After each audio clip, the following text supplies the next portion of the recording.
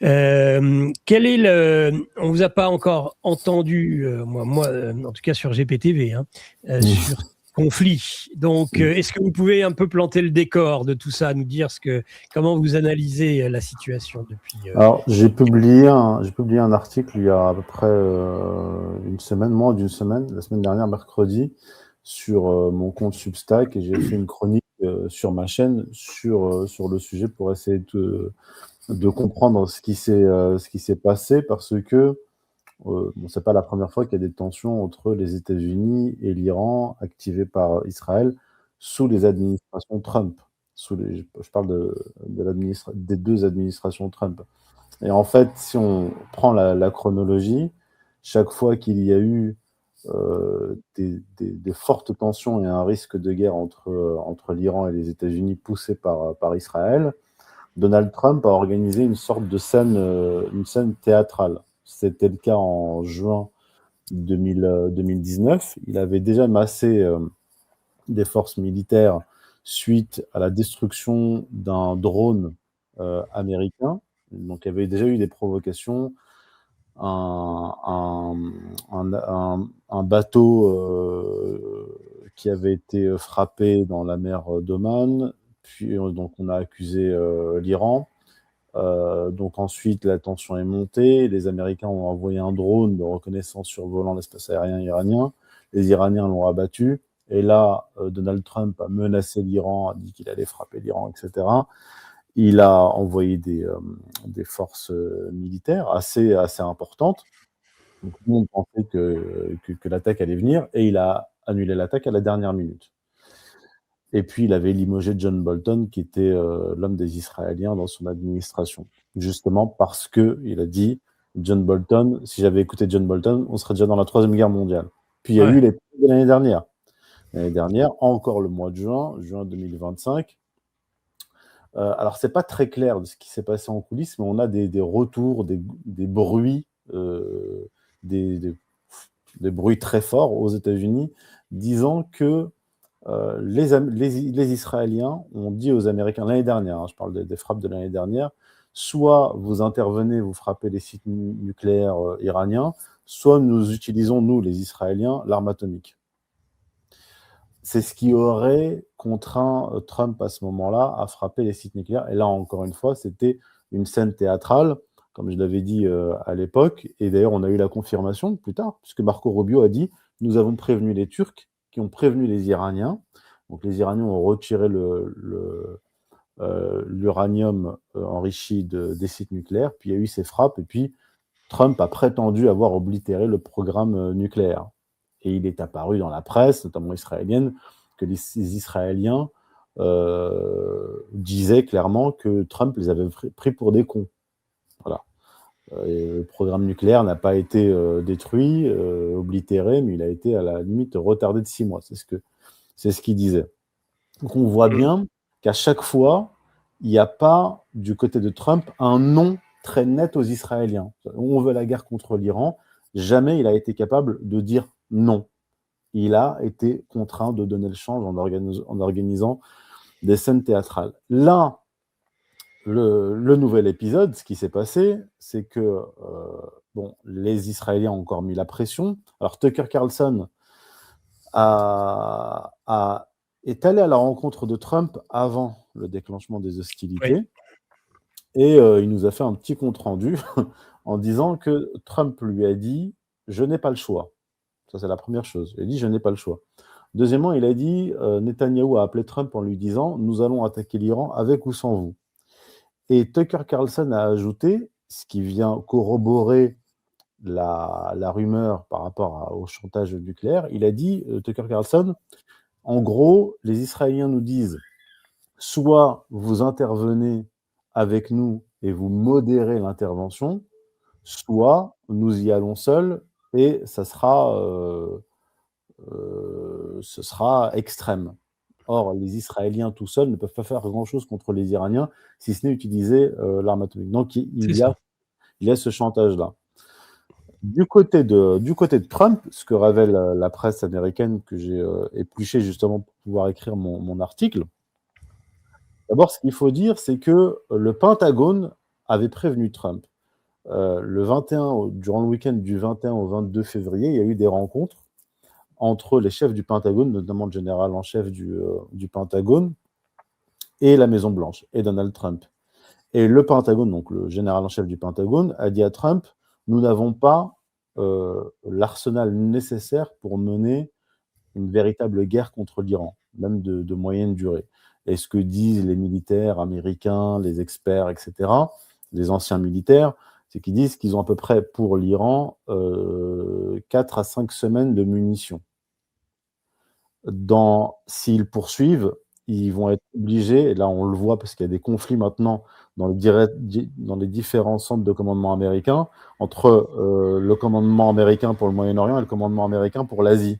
Le commandement américain pour l'Asie dit en gros au commandement américain pour le Moyen-Orient, il va falloir que vous mettiez un terme à ce, en gros, je résume, à ce conflit, parce que sinon vous allez venir puiser dans nos stocks. Et donc ça, c'est vraiment problématique. Et donc, c'est ce qu'ils ont dit à Trump. Ils lui ont dit, on ne peut pas aller dans une guerre contre l'Iran parce qu'on n'a pas les moyens de maintenir la cadence. Donc, Trump est allé sachant cela. Donc, il savait très bien qu'il ne pouvait pas mener une guerre. Qu'est-ce qu'il a fait? Il a fait il a tenté un bluff, en fait. Il a tenté un bluff. C'est-à-dire qu'il a frappé un grand coup. Enfin, ils ont frappé un grand coup le 28 février. Et ils ont pensé ça, et là où il est tombé dans son propre piège, Trump, c'est qu'il a pensé que le même scénario se reproduirait, le scénario 2025, c'est-à-dire j'envoie des bombes, et puis je calme les Iraniens, et on reprend les négociations, et je contrains les Iraniens à accepter nos termes dans les négociations. D'ailleurs, c'est ce qu'avait dit Witkoff. Witkoff avait dit, le président, donc Trump, est très curieux de savoir pourquoi les Iraniens, malgré l'armada que nous avons massée autour de l'Iran, malgré la menace qui pèse sur eux, le président est très curieux de savoir pourquoi est-ce que les Iraniens ne plient pas, c'est-à-dire n'acceptent pas toutes nos conditions, cesser l'enrichissement de l'uranium et mettre un terme à leur programme balistique. Donc il s'est dit, je vais frapper un grand coup et je vais faire plier les Iraniens.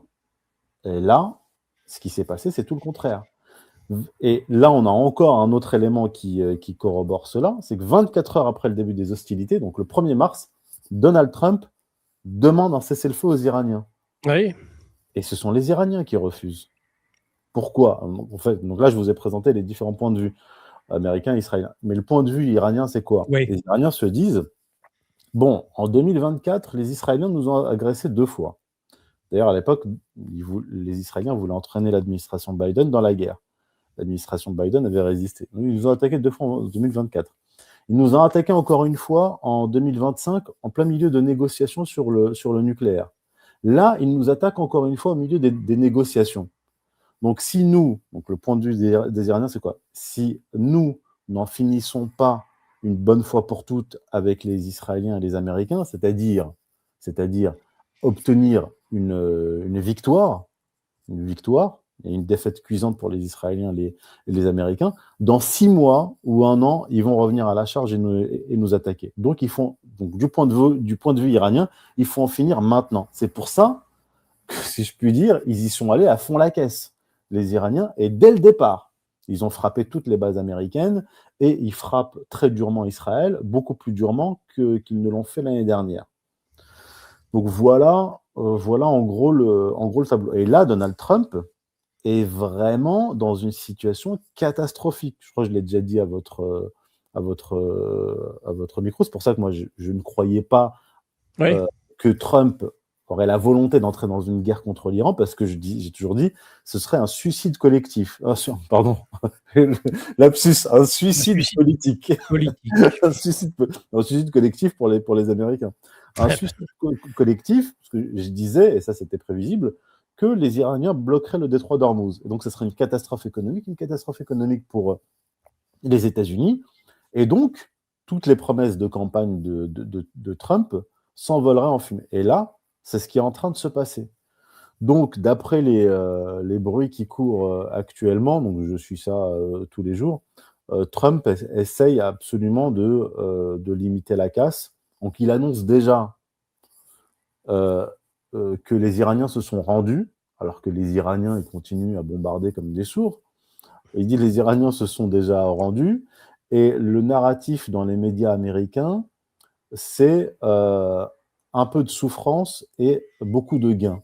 Donc ça, c'est le nouveau storytelling américain. C'est comme ça qu'ils présentent les choses. Donc, on a l'impression que Trump est en train d'essayer de se sortir rapidement de cette guerre catastrophique, Mhm.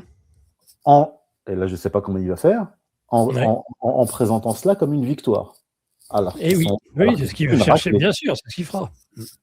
Ils sont en train de. Alors, je sais pas comment il va réussir à faire avaler cette couleuvre, mais je ne sais pas qui va croire à ce mensonge. Mais ils ont pris quand même une sacrée raclée. Je rappelle qu'ils ont détruit, les Iraniens, 5 radars américains, donc dans les différentes bases américaines, et chaque radar coûte entre 500 millions et 1 milliard de dollars. Donc ils ont rendu des Américains aveugles. Voilà, ils ont oblitéré leur base militaire. Et pour ce qui est d'Israël, pour le peu d'images qu'on a vues, c'est une catastrophe. Bon, il y a une censure militaire. Hein. Les Israéliens n'ont pas le droit de filmer ou de prendre des photos, mais quand même quelques images qui fuitent.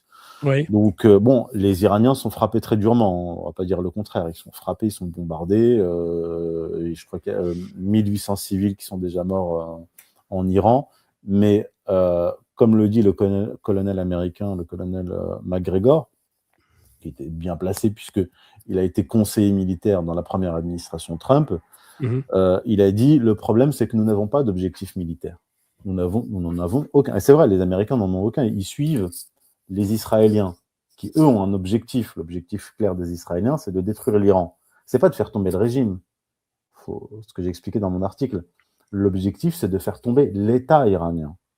L'objectif avec l'Irak, c'était pas de faire tomber Saddam Hussein, c'était de détruire l'État irakien, de semer le chaos. Donc c'est ce que veulent les Israéliens. Les Américains, eux, ils n'ont pas d'objectif, puisqu'ils suivent comme ça, les Israéliens. Alors que, comme le dit McGregor, les Iraniens, eux, ils ont un objectif très simple, c'est survivre. C'est tout. Donc quand vous êtes dans cette position-là, dans une position de survie, vous êtes extrêmement dangereux parce que vous avez 2 options. Soit vous mourrez dans la défaite, soit vous encaissez des pertes, même des grosses pertes, avec la possibilité de survivre si vous menez la guerre. Donc c'est très simple.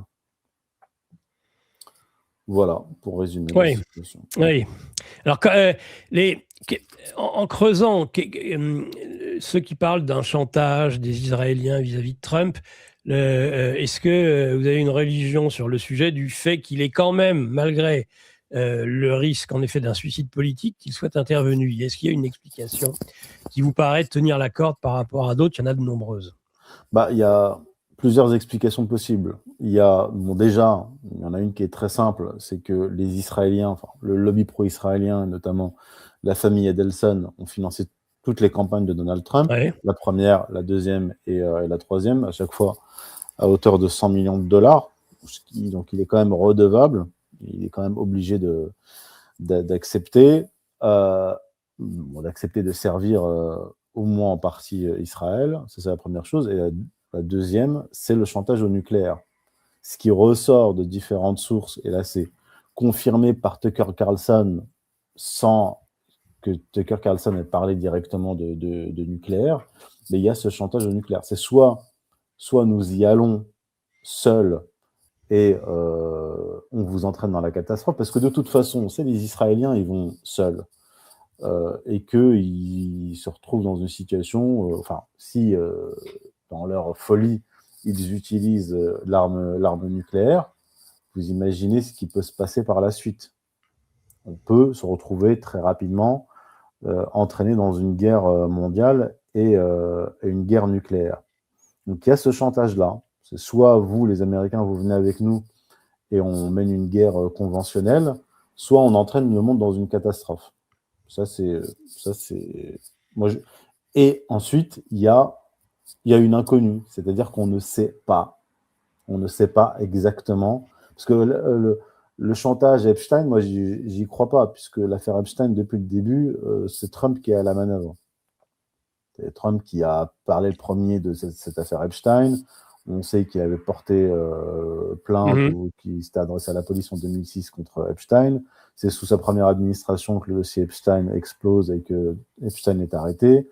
Là encore, c'est sous son administration que ça sort. Donc je vois pas, je pense pas que ce soit cela. Moi, je vois l'influence du lobby pro-israélien, l'entourage pro-israélien dans son administration. Je vois le chantage au nucléaire, parce que de toute façon, même si les Américains n'interviennent pas avec les Israéliens, ils sont co-responsables.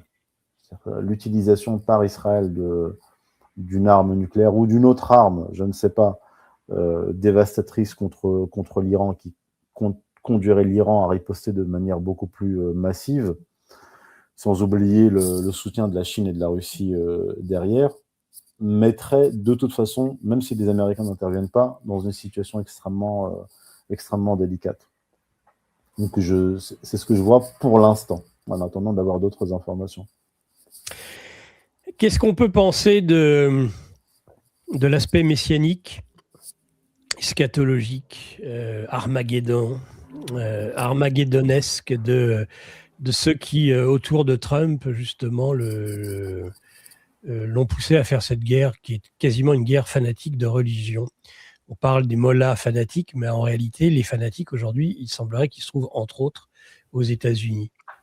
Oui, alors pour ce qui est de la dimension religieuse, les Israéliens, comme les évangéliques américains, les chrétiens sionistes, pensent que il faut mener le monde vers l'Armageddon pour hâter la venue du Messie. Alors la venue du Messie pour les Juifs et le retour du Christ pour les chrétiens sionistes.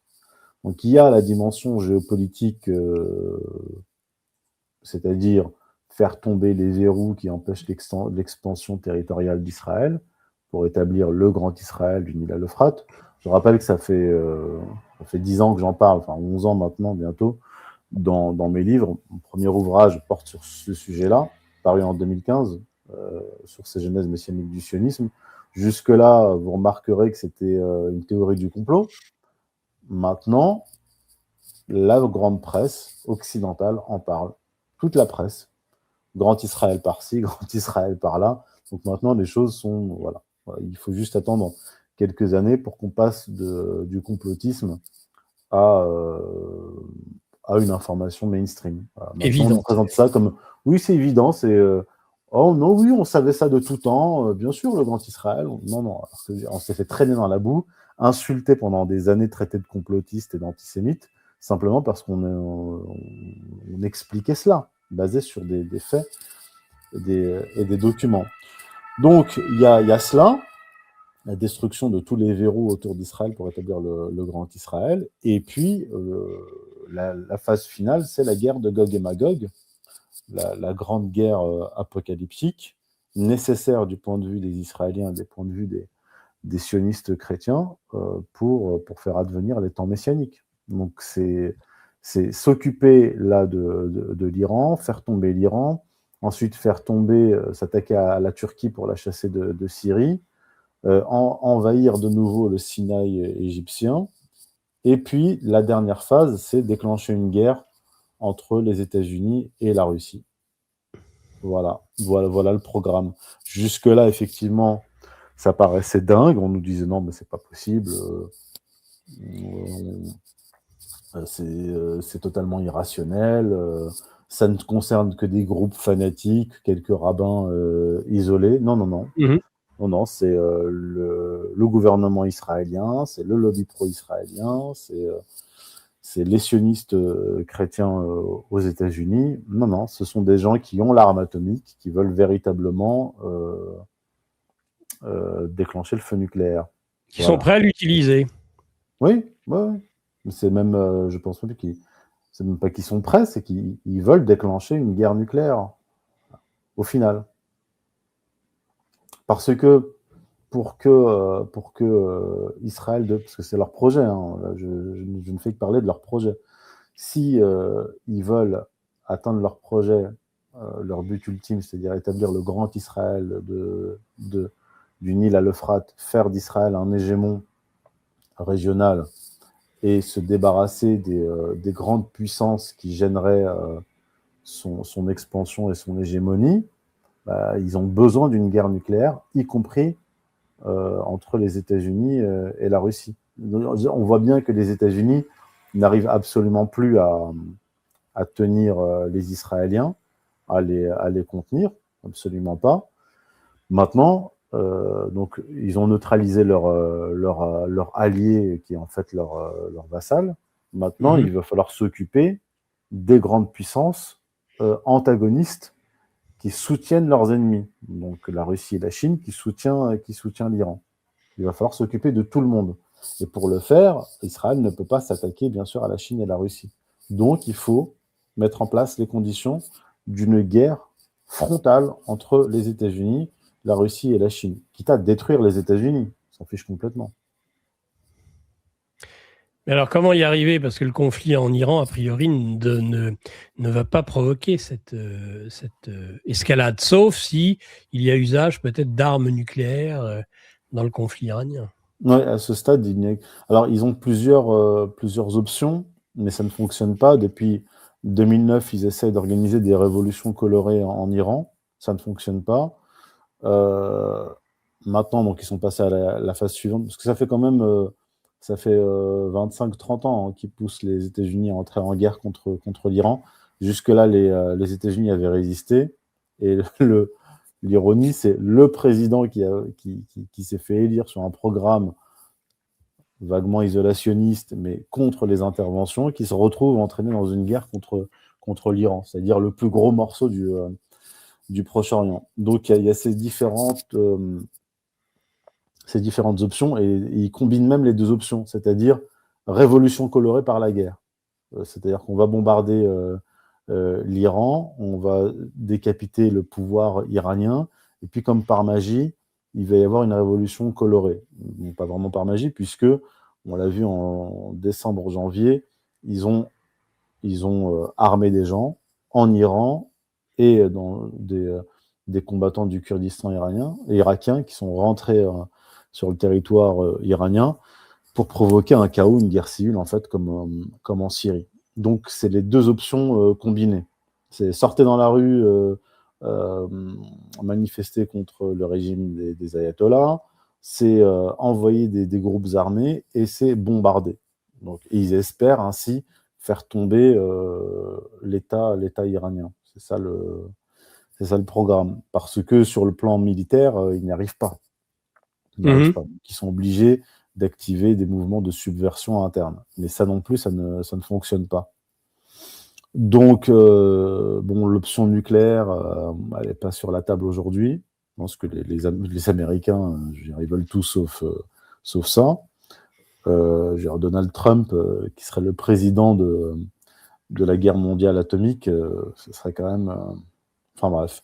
En tout cas, il est en train de détruire son mandat. Voilà, tranquillement. J.D. Vance est sur la touche. On l'entend plus. Il est là pour la décoration. Tulsi Gabbard aussi sur la touche. Donc en fait, tous ceux qui représentaient le mouvement MAGA ont été mis sur la touche par les Israéliens. Voilà. Et donc tout ce que peut faire Trump maintenant, c'est essayer de sauver les murs, alors qu'il est en train d'essuyer une défaite militaire contre les Iraniens, qui sont sous embargo depuis 45 ans quand même. Voilà. Donc là, c'est une humiliation.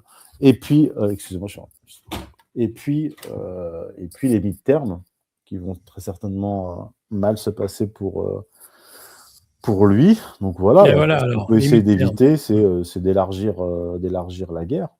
Voilà. Le problème, c'est qu'il est pris maintenant en étau entre les Iraniens et les Israéliens. Les Israéliens qui veulent aller au bout de leur folie, et les Iraniens qui veulent poursuivre une guerre d'attrition jusqu'à l'épuisement des États-Unis. Voilà. Alors, le risque, justement, de perdre les élections de mi-terme est particulièrement conséquent. Hein. Ah oui, il peut les perdre. Et puis, les démocrates peuvent très bien revenir ce qu'ils avaient fait durant tout son premier mandat, c'est-à-dire tentative d'impeachment. Alors voilà. D'autant plus qu'il s'est lancé dans cette guerre israélienne sans l'accord du Congrès. C'est ça. Donc c'est une guerre illégale du point de vue du droit international, mais aussi du point de vue du droit américain. Donc il peut se retrouver vraiment dans la panade. Et puis bon, là, les démocrates auront beau jeu d'essayer de le destituer. Et bon, j'ai envie de dire, ça sera bien fait pour lui. Voilà. Je veux dire. Et puis son camp, J.D. Vance, bon courage. Hein. Bon courage pour les prochaines élections présidentielles. Hein. Parce que normalement, Trump, et le Trumpisme était censé être le tremplin pour J.D. Vance. Absolument. Hein. Présenter un beau bilan. Et là, il va présenter quoi comme beau bilan, le vice-président des États-Unis? Une guerre contre l'Iran, des soldats américains qui rentrent dans des cercueils, qui rentrent aux États-Unis dans des cercueils. C'est une catastrophe. C'est une catastrophe. Et puis peut-être que les pertes sont beaucoup. On nous dit qu'il y a 6 soldats qui sont morts. Oui. Vu l'étendue des frappes, des bombardements iraniens, j'ai quelques doutes. Hein. Donc, vous pensez qu'un pays comme les États-Unis peuvent cacher, malgré les médias à l'affût, des pertes? Pardon, pas longtemps. Pas longtemps. Parce qu'il y a, moi je suis beaucoup hein, les vétérans et les anciens officiers supérieurs américains qui sont nombreux d'ailleurs à s'exprimer sur la chaîne de Judge Napolitano. Et il y en a un qui s'appelle Wilkinson. Alors c'est souvent des anciens de la CIA et des anciens de l'armée américaine, donc ils sont bien informés parce que comme le colonel McGregor, il est à la retraite, mais comme il le disait, il dit j'ai 2 neveux dans l'armée américaine qui sont actifs, hein, qui sont sur le terrain, donc ils sont quand même informés. Et je crois que c'est Wilkinson qui disait il a des retours des bases militaires américaines en Allemagne qui font des appels aux dons de sang.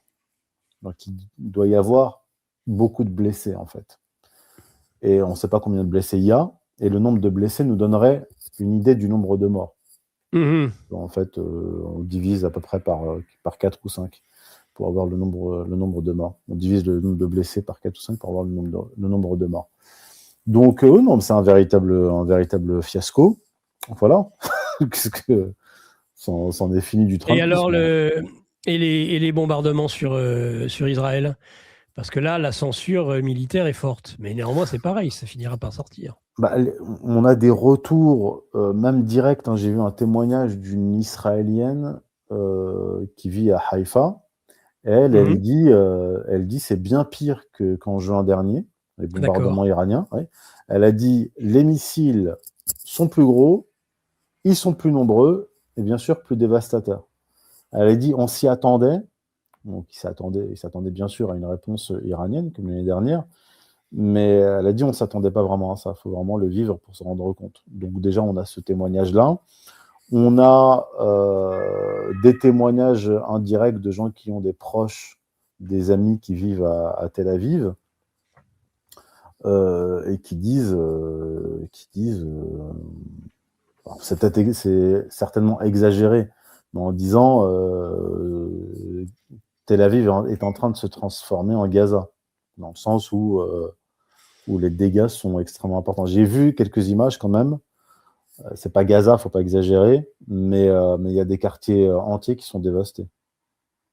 Et même les abris souterrains, il y a un certain nombre d'abris souterrains qui sont détruits en flammes.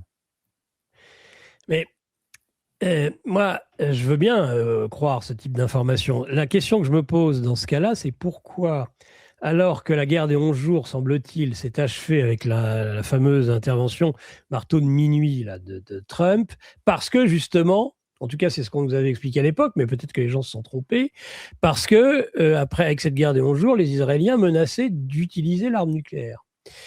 Et on me dit maintenant que les dégâts occasionnés par les missiles et les bombardements iraniens sont pires que ce qu'il y a eu pendant la guerre des 11 jours. C'est pas tout à fait ça. C'est le chantage à l'utilisation de l'arme nucléaire, c'est avant la guerre, c'est-à-dire avant l'intervention de Avant les juin. 11 jours. Oui, c'est-à-dire qu'en fait, ils ont dit à Trump, ils auraient dit à Trump, soit nous, on va attaquer et on va frapper les sites nucléaires, soit vous, les Américains, vous nous accompagnez dans cette guerre qu'on va mener, soit on va utiliser l'arme nucléaire. Ce serait ce chantage-là. Maintenant, la guerre a... Donc, Ça serait un chantage par rapport aux armes nucléaires, pas par rapport aux dégâts occasionnés par la guerre des 11 jours. Oui, non, on ne parle pas des dégâts. Les dégâts, je veux dire, j'ai envie de dire, c'est de bonne guerre. Vous déclenchez, vous agressez un pays. Non, mais... Et ce pays répond. Vous subissez des dégâts importants. Et le problème, c'est qu'ils n'ont pas le droit de dire qu'il y a des dégâts importants.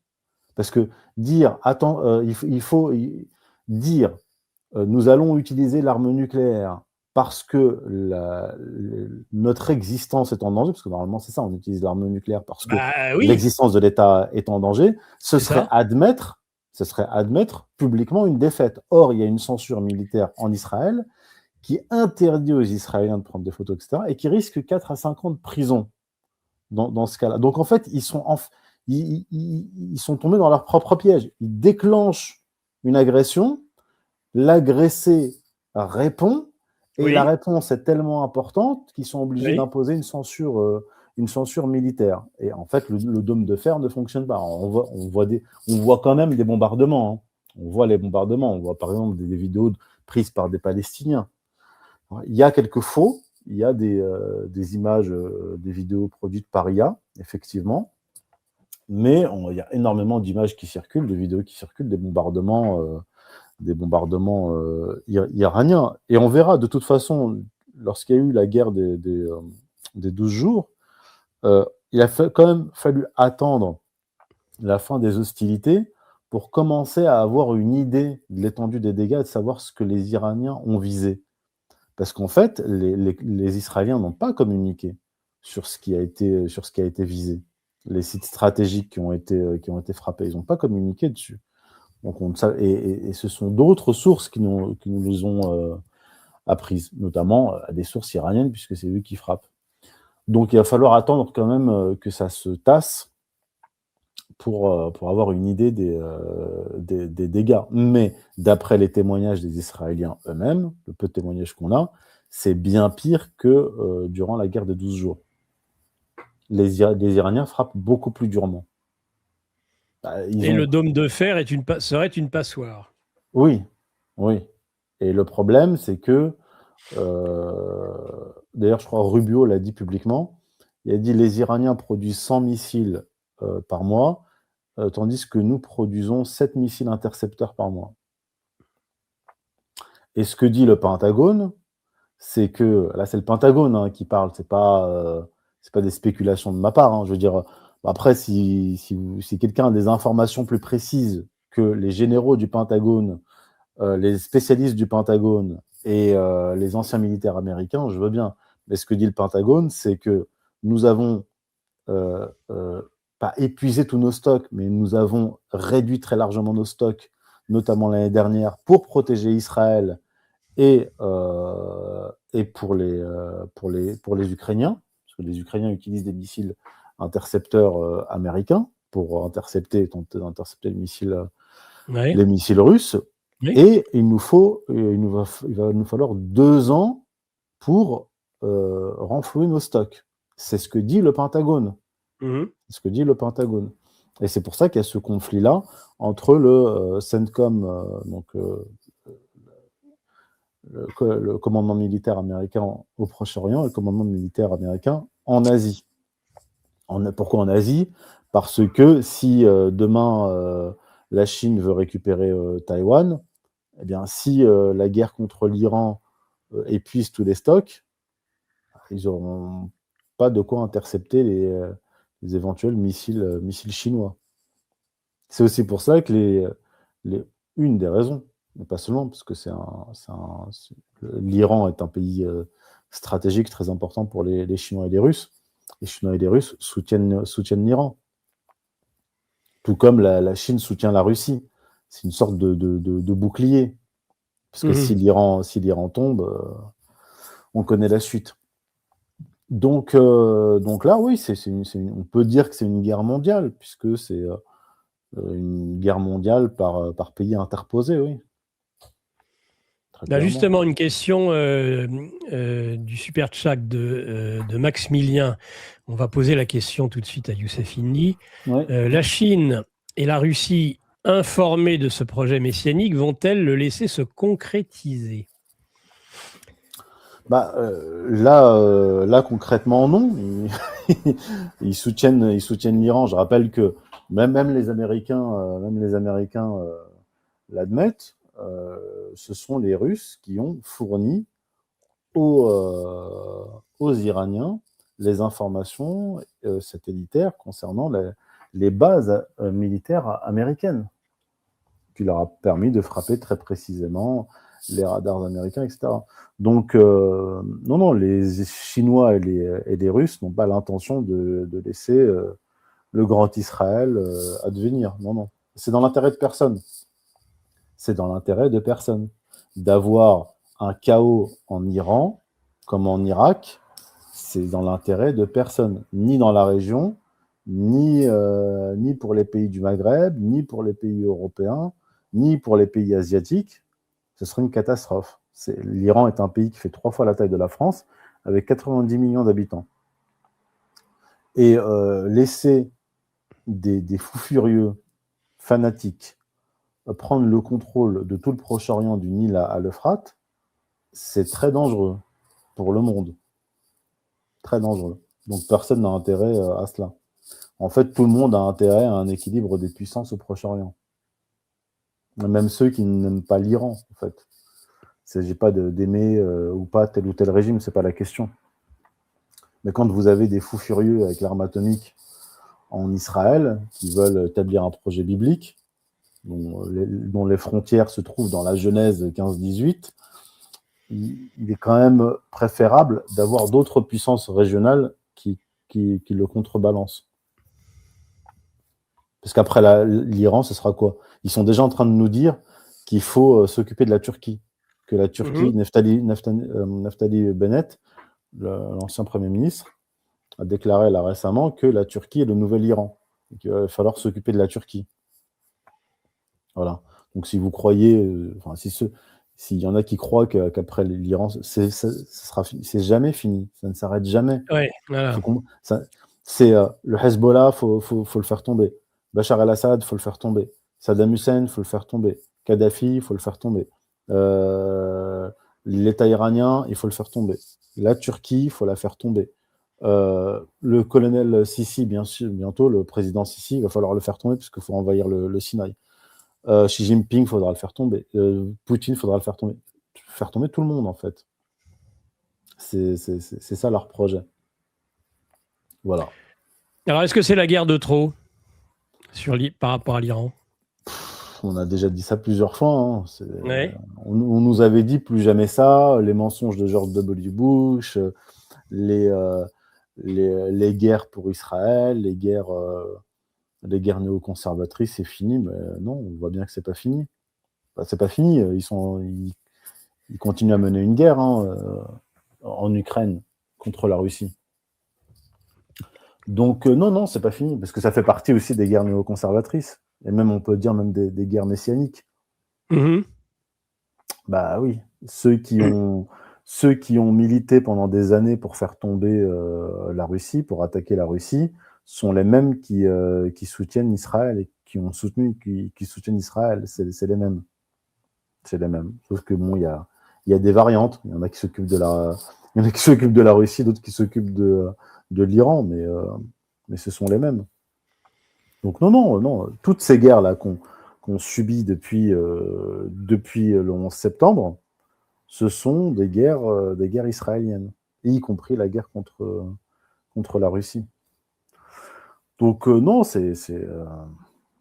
non, on est dans une séquence historique extrêmement dangereuse. C'est pour ça, encore une fois, qu'on ne peut pas comprendre si on n'a pas la lecture théologico-politique. Alors, quand vous avez des acteurs dont la référence est la Bible hébraïque, le Talmud, ou alors des prophéties rabbiniques, parce que les prophéties, elles sont produites, il y a des prophéties rabbiniques jusqu'au XVIIIe siècle. Hein. Donc, quand vous avez des gens comme ça au pouvoir, que ce soit aux États-Unis ou en Israël, et qui ont un agenda politique calqué sur l'agenda messianique, biblique, kabbalistique, bah, vous devez quand même prendre en compte cette donnée, cette variable. Bah, ça fait maintenant plus de 10 ans que j'écris sur ces sujets-là. Et finalement, là, maintenant, les gens commencent à se réveiller et à parler. On parle de Grand Israël, mais il faut aller plus loin. Je les invite quand même à lire nos livres parce que ces choses-là sont évoquées de façon très détaillée. Dans le tout premier livre, d'ailleurs, que j'ai là, la première édition, là, qui sont les symptômes 1 sur ces genèses messianiques du sionisme, bah, vous avez tout cela. Vous avez le Grand Israël, l'origine messianique du sionisme, le projet de destruction de l'Iran. Le génocide à Gaza est annoncé dans ce livre, paru en 2015. Hein. L'épuration ethnique à Gaza est annoncée dans ce livre. Le génocide des Arabes aussi est annoncé dans ce livre. Donc, ça fait longtemps qu'on travaille sur ces sujets. Puis, avec Pierre-Antoine Plaquevent, plus récemment. C'est ça. Voilà. Mais voilà, moi j'invite même les acteurs politiques. Il ne s'agit pas d'aimer ou pas ce qu'on fait ou d'aimer nos personnes, mais véritablement, il n'y a pas 36 auteurs qui travaillent sur ces sujets. Hein. Je parle dans le monde francophone. Dans le monde francophone. Et même dans le monde anglophone, hein, il n'y en a pas des masses. C'est-à-dire des auteurs qui combinent l'eschatologie, les études messianiques et la géopolitique, il n'y en a pas beaucoup. Ouais. Il y a dans le monde musulman quelqu'un comme le cheikh Amanon Hussein. Dans le monde francophone, il y a nous, avec Pierre-Antoine Plaquevent et Pierre Hillard et quelques autres. Et puis aux États-Unis, après le cheikh Amanon Hussein est anglophone, donc il a quand même beaucoup influencé un certain nombre d'auteurs. Maintenant, je pense aussi même il y a un auteur canadien, enfin un professeur, un historien canadien d'origine chinoise qui commence à se faire beaucoup connaître en ce moment. Je pense que lui aussi est pas mal influencé par les travaux de Cheikh Amanon Hussein. Voilà. Il faut rendre justice au Cheikh Amanon Hussein qui, dès le début des années 2000, annonçait tout cela. Il y a une conférence de lui à Sydney, j'invite les spectateurs, pour ceux qui comprennent l'anglais, appelé Cheikh Amanon Hussein Sydney 2003, une conférence basée sur son livre de l'époque qui s'appelle Jérusalem in the Quran. Par exemple, il a annoncé dès 2003 le printemps arabe. Il a dit que vous allez avoir des révolutions dans les pays arabes, les États arabes tomberont avec effet domino, vous allez avoir des islamistes arrivés au pouvoir.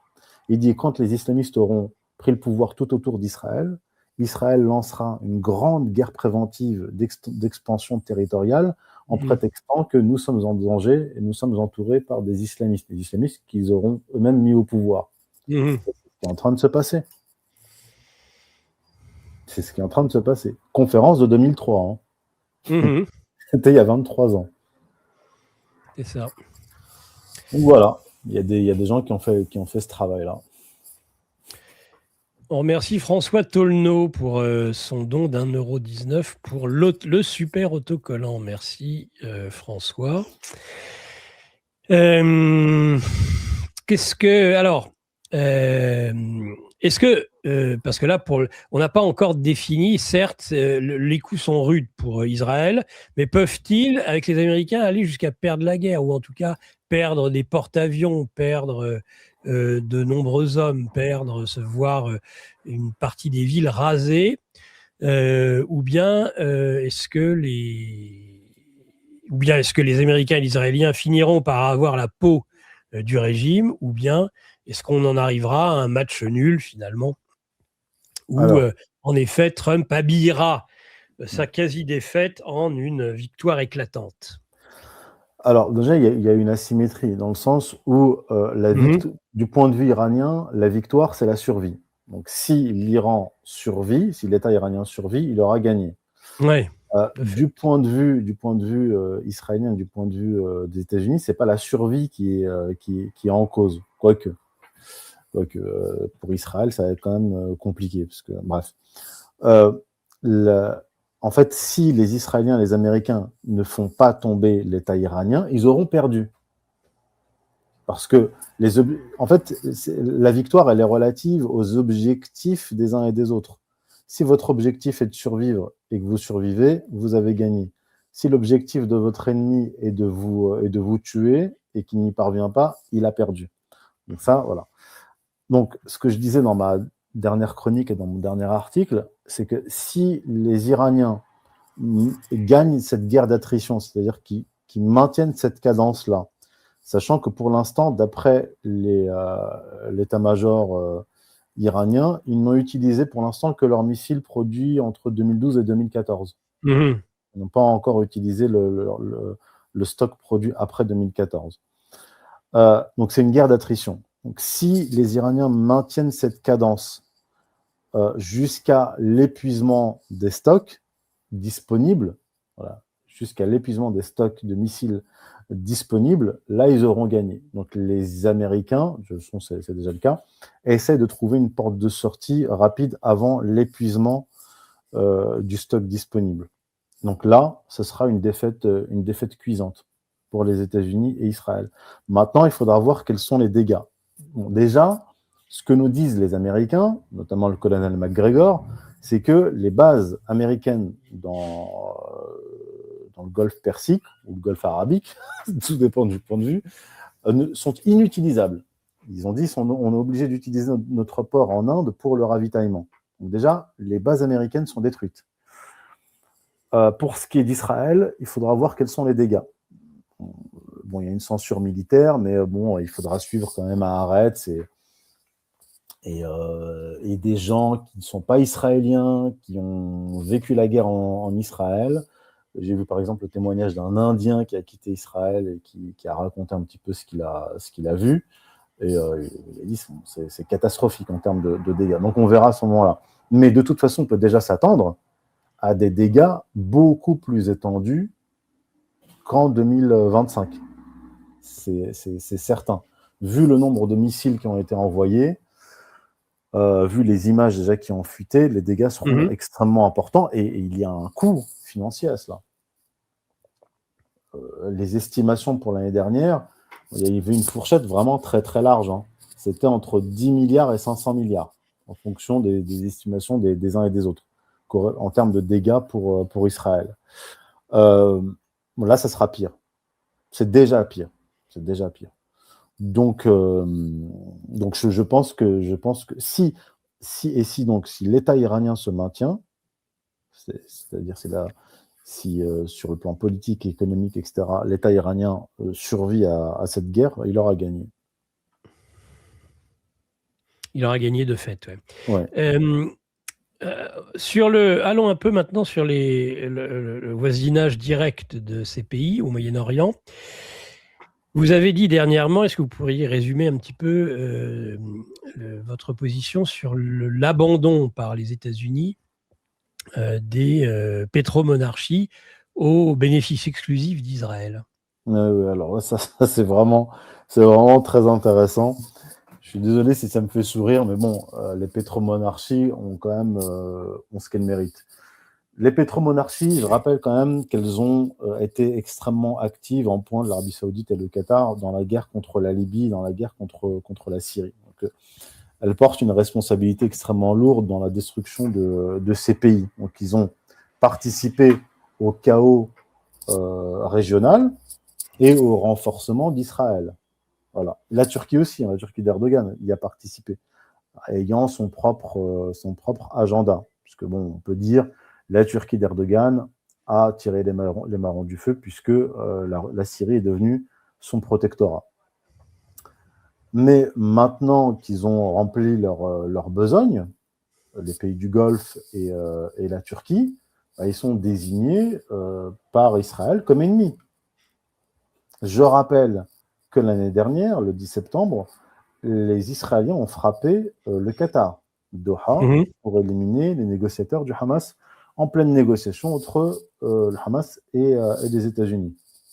Et d'ailleurs, à ce moment-là, le Premier ministre qatari a déclaré que c'était une attaque terroriste du gouvernement de Netanyahou, et il a dit il s'est demandé si les déclarations de Netanyahou par rapport au remodelage du Proche-Orient ne concernaient pas, je cite, nos pays du Golfe arabique. Donc les mecs commencent à se réveiller. Hein.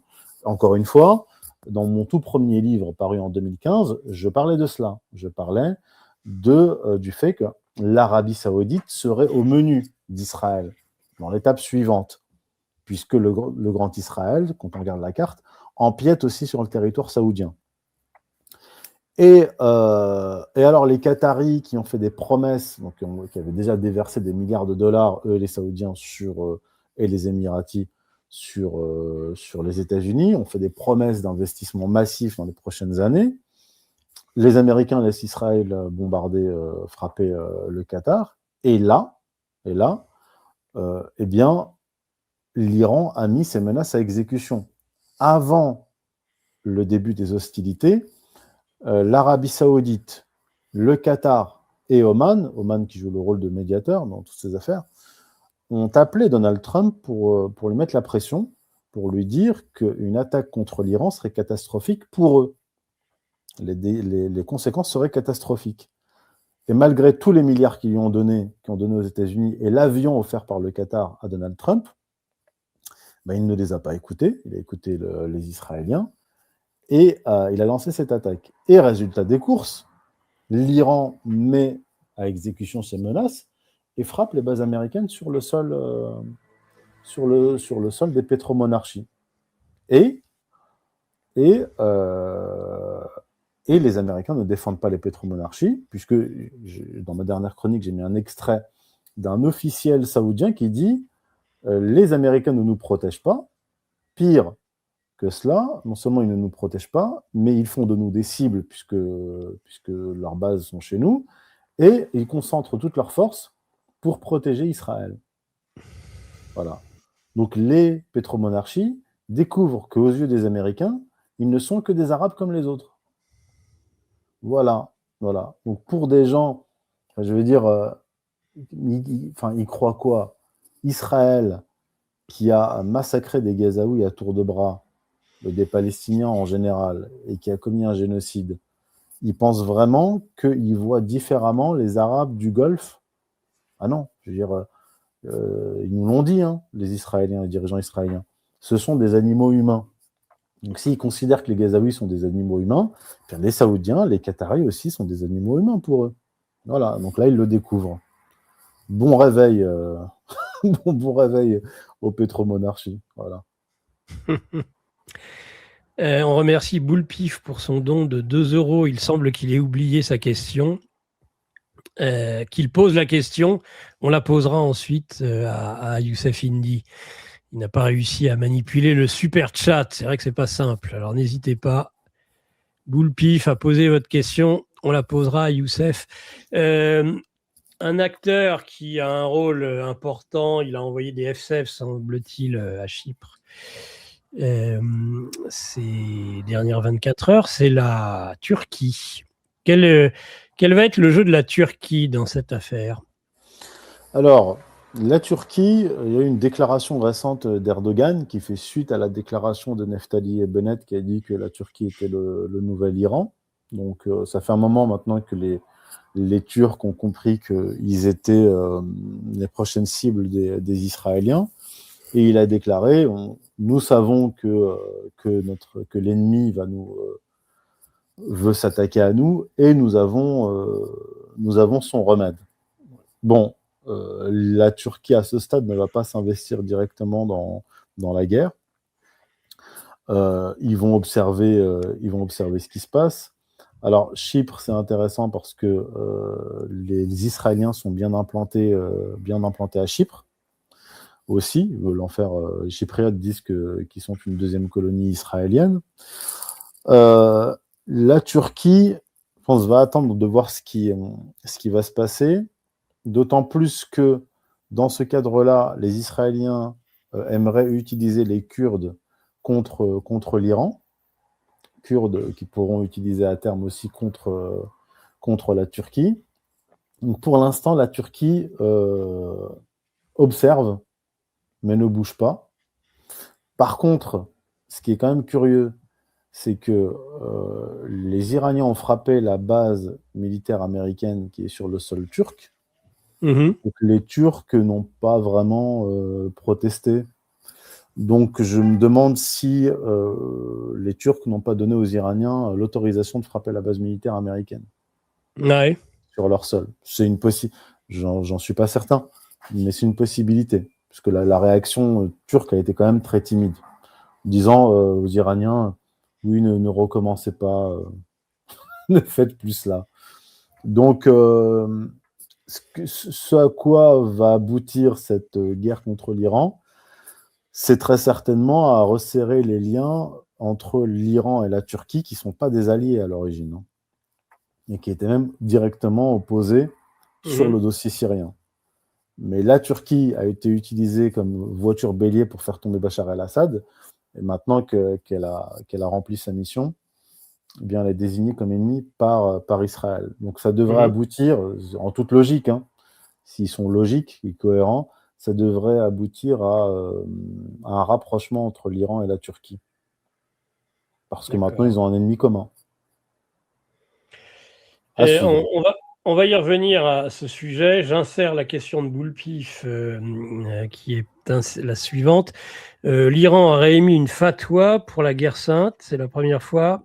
Euh, Qu'est-ce que vous en pensez, monsieur Indy? Alors, bon, déjà, il n'y a pas de concept de guerre sainte en islam. Euh, en fait, on confond un concept chrétien et un concept islamique. En islam, le terme, enfin l'expression guerre sainte n'est pas utilisée. C'est harb al-muqaddasa. Et alors que souvent on parle de jihad. Le jihad, l'étymologie signifie effort. Les fuqaha, c'est-à-dire les jurisconsultes musulmans, n'utilisent jamais l'expression, à ma connaissance, de harb al-muqaddasa, guerre sainte. Donc maintenant, est-ce qu'il y a eu une fatwa qui a été émise? Moi, je ne suis pas chiite, je ne suis pas un spécialiste de l'organisation du clergé chiite en termes de fatwa, mais normalement, donc en islam sunnite, c'est le moufti qui peut émettre une fatwa, qui est un Mhm. avis juridique, et en Iran, l'ayatollah, donc le guide suprême, peut émettre des fatwas, effectivement. Mais le problème, c'est que le guide suprême est mort et que le nouveau guide suprême, je crois, a été élu hier. Et cette rumeur de fatwa iranienne précède l'élection du nouveau. Donc je ne vois pas les Du ayatollahs nouveau ou un guide. ayatollah émettre une fatwa avant l'élection Ouais. d'un nouveau guide suprême. Voilà. Donc je peux On pas être serait sûr plutôt dans la là-dessus. rumeur, donc, pour l'instant. Ouais. Oui, oui. Mais bon, de toute façon, ils ont dressé les drapeaux rouges au sommet des mosquées en Iran, qui est le symbole de la vengeance. Et de toute façon, il n'y a pas besoin de fatwa. Puisque de toute façon, comme l'a bien dit aussi récemment mon ami Édouard Husson, euh, ceux qui ont le pouvoir aujourd'hui en Iran, c'est ceux qui ont en charge la guerre. Voilà. Mhm. Et ceux qui ont en Ouais. charge la guerre, ce sont les pasdaran, les gardiens de la révolution. Donc eux, ils n'ont pas besoin de fatwa pour y aller. Ils ont tué les Américains, les Israéliens ont tué le guide suprême. Donc ce sont ceux qui mènent la guerre, qui défendent le territoire iranien, qui ont le pouvoir. Voilà. Ils n'ont pas attendu qu'il y ait une nouvelle fatwa qui soit émise. Voilà. Par contre, en parlant de fatwa, je Mhm. l'ai dit dès le lendemain de l'assassinat d'Ali Khamenei, j'ai dit, bah, les Israélo-Américains ont éliminé le guide suprême qui a émis Tout à une fait. fatwa en 2003 interdisant la production d'armes nucléaires. Tout à fait. Et donc, ils vont se rendre compte, très certainement, non seulement qu'ils ont tué, euh, Le modérateur. modérateur, oui, qui c'était pas le plus radical des ayatollahs, et de toute façon, quoi qu'il en soit, ils ont rigidifié l'État iranien. Et ils ont donné le pouvoir, logiquement, c'est quasiment mécanique, en tuant le guide suprême et en attaquant l'Iran, ils ont de facto donné le pouvoir aux plus durs, aux plus radicaux. C'est logique. En temps de guerre, C'est-à-dire, c'est les plus radicaux qui ont le pouvoir. Hein. Tout à fait. Alors, je vois que les questions se précipitent, donc on va continuer à poser les questions. J'essaierai de poser la mienne plus tard. Vous êtes nombreux, hein, d'ailleurs, pratiquement 9000 sur tous les réseaux ce matin, à écouter Youssef Indy. Question de François Tolno à nouveau, bon, 11,99 €. Bonjour, mais si les stocks de munitions des États-Unis s'épuisent et que leurs industries d'armement n'arrivent pas à suivre, ne serait-ce pas une occasion pour la Chine d'attaquer Taïwan? C'est peut-être entre autres la question des stocks de la faction asiatique, justement, de l'armée américaine. Oui, c'est une possibilité. Maintenant, les Chinois ne sont pas des impulsifs. Je ne sais pas s'ils vont sauter sur l'occasion dans l'immédiat, mais de toute façon, comme il faut 2 ans, d'après le Pentagone, pour recouvrer les stocks, disons que, en fait, si on se place du point de vue chinois, les Chinois ont tout intérêt à ce que cette guerre d'attrition contre l'Iran se poursuive. Donc ils soutiennent l'Iran, parce que plus elle se poursuit et plus ils épuisent leur stock, et plus il y a de chances pour qu'ils puissent dans les stocks du commandement militaire qui s'occupe, commandement militaire américain, pour l'Asie. Et ils auront, en fait, les Chinois, une fenêtre d'à peu près 2 ans, un peu plus de 2 ans, pour récupérer Taïwan. C'est-à-dire les 2 ans qu'il faudra aux Américains pour recouvrir les stocks. Donc, il y a cette fenêtre-là de 2 ans, possiblement. Voilà, il faudrait demander à Laurent Michelon qui est le spécialiste. Qui est spécialiste de la Chine. Moi, là, je parle en amateur sur ce dossier-là. Tout à fait. À mon avis, Michelon va expliquer que les Chinois ne veulent pas intervenir sur Taïwan, mais bon, militairement en tout cas. Alors, question de Séoul, 5 €. Selon des sources russes et chinoises, le porte-avions Abraham Lincoln est hors service. A-t-on des nouvelles? Ah oui, par rapport aux toilettes qui sont bouchées, c'est ça? Non, là je pense que oui, ou les frappes de drones ou de missiles. Oui, à part. Alors, déjà, ils avaient un problème d'évacuation des eaux usées, et maintenant ils se prennent des missiles. Ouais, alors apparemment, oui, j'ai vu passer ça. Ça n'a pas, pas eu beaucoup de commentaires là-dessus, mais il y a eu des drones, effectivement. Alors, ce que je remarque, c'est que les Iraniens ont été modérés là-dessus, parce qu'ils auraient très bien pu frapper avec des missiles puissants et couler le navire. Ils se sont contentés de drones, donc de l'endommager, de le mettre hors service. Donc on voit quand même qu'il y a... C'est pas une guerre totale, comme je peux le voir à droite, à gauche. Ça reste quand même assez... ça fait beaucoup de dégâts, hein. Ils y vont à fond, mais c'est quand même assez millimétré. Voilà.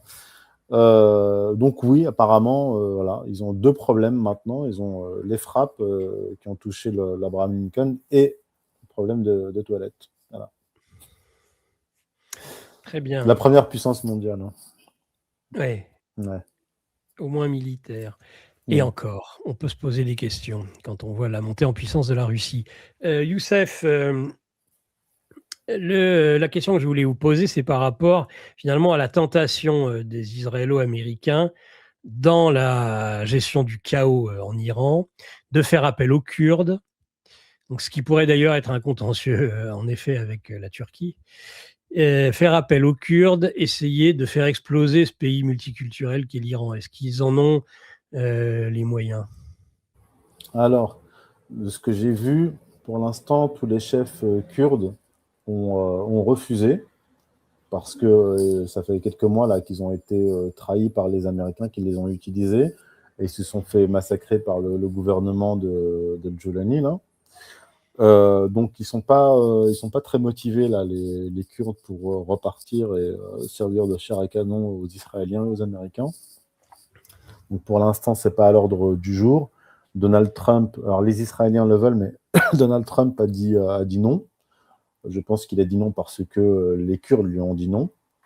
Maintenant, pour ce qui est de l'Iran même, là, je renvoie à l'émission qu'on a réalisée en janvier sur ODC TV, avec Mehmet Yildiz, qui est un spécialiste de la question kurde, et Alexandre Goudarzi, qui est un spécialiste de l'Iran. On a abordé ce sujet-là. Effectivement, il y a des éléments indépendantistes en Iran, mais c'est des éléments qui sont quand même minoritaires. Que ce soit du côté azéri ou dans le Baloutchistan, ça existe, mais ça reste minoritaire parce qu'on a quand même affaire à un vieil État. Et en plus de ça, c'est le paradoxe, c'est que sur le plan culturel, depuis la révolution de 79 en Iran, il y a eu une persianisation accélérée du territoire iranien, c'est-à-dire que la langue perse est maintenant parlée dans toutes les régions iraniennes, parce que c'est un pays multiculturel.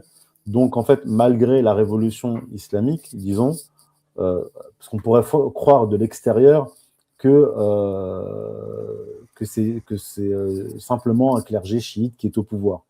En réalité, c'est beaucoup plus compliqué que cela. Ils sont chiites, mais ils sont iraniens. L'Iran est d'abord iranien, d'une certaine façon. Dans le sens où même ceux qui ne sont pas religieux, même ceux qui sont opposés au pouvoir, restent des Perses, restent des Iraniens et restent des nationalistes. Donc cette persianisation, disons, de tout le territoire iranien a rendu beaucoup plus difficile, disons, l'éclatement du pays. Parce que même ceux qui ne sont pas perses se disent iraniens. Les Arabes d'Iran se disent iraniens. Les Azéris d'Iran se disent iraniens. Les Baloutches, et ainsi de suite.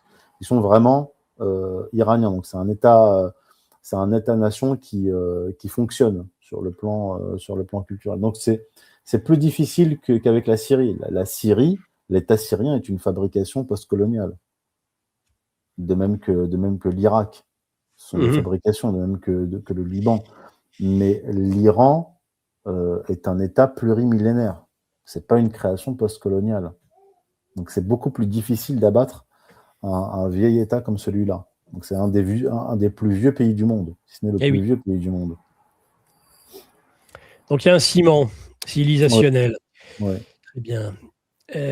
Encore une question, gros succès comme vendredi d'ailleurs, avec le débat entre